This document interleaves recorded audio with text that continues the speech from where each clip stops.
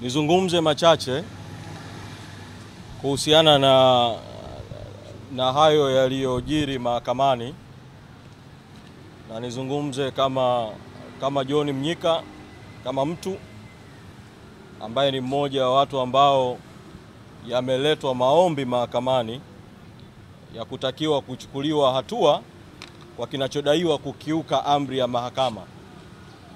Lakini vile vile nizungumze kama katibu mkuu wa chama, kama sehemu ya ambao tumetakiwa vile vile kujibu kuhusiana na maombi haya ambayo yameletwa mahakamani.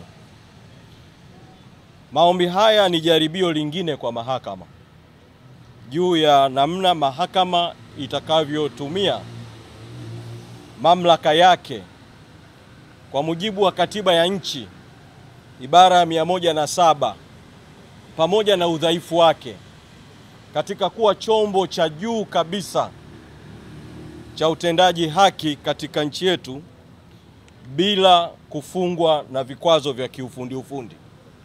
Kwa mwito wangu kwa mahakama, bila kuilazimisha, bila kuingilia uhuru wake, ni kuendelea kutenda haki na kutenda haki ikaonekana ikatendeka.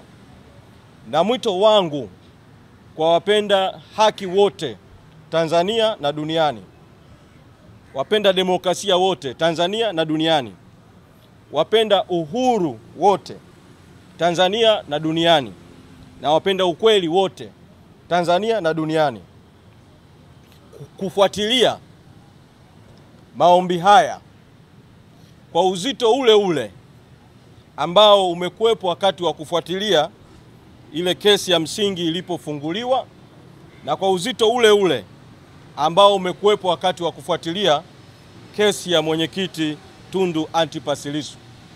Kwa sababu mambo haya yana uhusiano, ni kesi tofauti tofauti, lakini lina lengo moja mbele, nalo ni kutuweka gerezani, kutuweka kifungoni, kwenye kifungo cha kisiasa.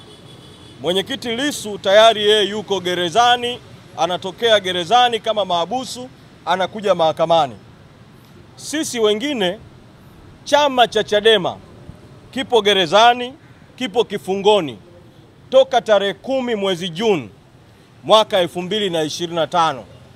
Sasa hao wanaotumika, nasema wanaotumika, na nasisitiza hili kwamba Said Issa na wenzake wawili wanatumika tu.